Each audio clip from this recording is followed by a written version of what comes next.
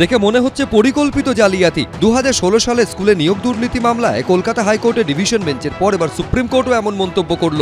অত্যন্ত তাৎপর্যপূর্ণভাবে মঙ্গলবার সুপ্রিম কোর্টের প্রধান বিচারপতি বলেন, সরকারি নিয়োগের প্রতি যদি মানুষের ভরসা উঠে যায় তাহলে আর কি বাকি থাকে। সরকারি চাকরি অত্যন্ত মূল্যবান, সরকারি চাকরির সংখ্যাও অত্যন্ত কম। অনেক গরিব মানুষও সরকারি চাকরির আশায় থাকে। মঙ্গলবার সুপ্রিম কোর্টে মামলা শুরু হতেই রাজ্য সরকার স্কুল সার্ভিস কমিশনের কোর্টে বল ঠেলে দেয়। রাজ্য সরকারের তরফে আইনজীবী বলেন, যোগ্য অযোগ্য আলাদা করা সম্ভব কিনা, এসএসসির কাছে সেই উপাদান আছে কিনা তা এসএসসিই বলতে পারবে। রাজ্য সরকারের তরফে আইনজীবী বলেন, পুরো প্যানেল বাতিলের প্রয়োজন ছিল নাকি অংশবিশেষ বাতিল করার সুযোগ ছিল সেটাও এসএসসি বলতে পারবে। সেই অংশে আমি যাচ্ছি না। রাজ্যের দায়িত্ব বেতন দেওয়া।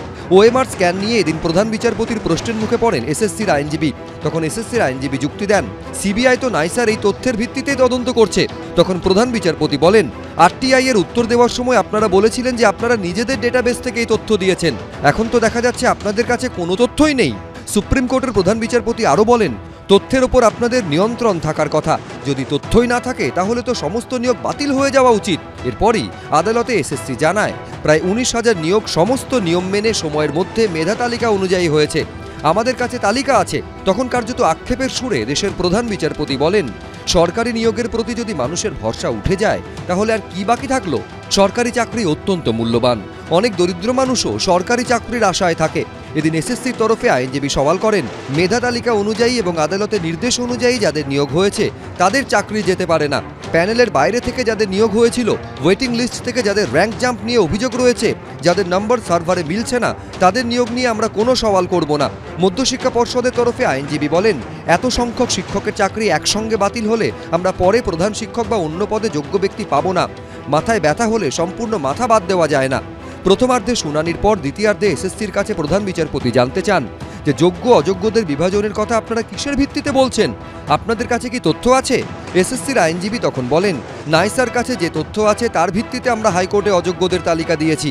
যোগ্য অযোগ্যদের বিভাজন করা সম্ভব।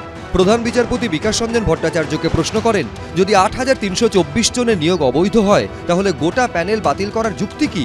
উত্তরে বিকাশ রঞ্জন ভট্টাচার্য জানান, তার কারণ এই সংখ্যাটা এখন পর্যন্ত খুঁজে পাওয়া গেছে, আর এই গোটা নিয়োগ প্রক্রিয়ায় দুর্নীতি হয়েছে। আমরা পরিষ্কার বলছি, যদি কেউ দেখাতে পারে যে ঠিকভাবে তার নিয়োগ হয়েছে, নিয়োগের পেছনে কোনো দুর্নীতি, তার চাকরি যাবে, তার চাকরি থাক, আমাদের কোনো আপত্তি নেই। আমরা চাইছি তো স্বচ্ছভাবে নিয়োগ করাটা। এই যোগ্য অযোগ্যদের তালিকা যদি আগে হাইকোর্টে দিয়ে দিত তাহলে পরে এদের চাকরি যেত না। এই যে ফালতু উৎকণ্ঠার মধ্যে এরা এতদিন কাটালেন, এই উৎকণ্ঠাটা তাদের ভোগ করতে হতো না, পরিবারগুলোকে ভোগ করতে হতো না। তো যোগ্য অযোগ্যদেরকে আলাদা করে যোগ্যদের চাকরি থাকা উচিত বলে আমার মনে হয়, এবং অযোগ্যদেরকে উপযুক্ত ব্যবস্থা নেওয়া। সিবিআই তদন্ত চলবে এবং যারা অপরাধ করেছে তারা জেলের ভেতরে যাবে। আমি মাননীয় মুখ্যমন্ত্রী শ্রীমতী মমতা বন্দ্যোপাধ্যায়কে কৃতজ্ঞতা জানাবো। তিনি আগাগোড়া এই যোগ্য চাকরিহারাদের পাশে ছিলেন। বার্তায় দিতে চাই, মুখ্যমন্ত্রী যেটা বলেছিলেন, আপনাদের পাশে তিনি আছেন। যে যোগ্য শিক্ষকরা এতদিন ধরে এই লড়াই চালিয়েছেন তারা ভেঙে পড়বেন না। আজকে প্রমাণিত হয়েছে সত্যমেব জয়তে।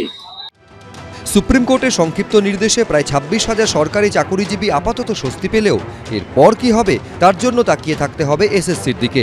বিজেন্দ্র সিংহ, প্রদ্যোৎ সরকার, উজ্জ্বল মুখোপাধ্যায়, এবিপি আনন্দ।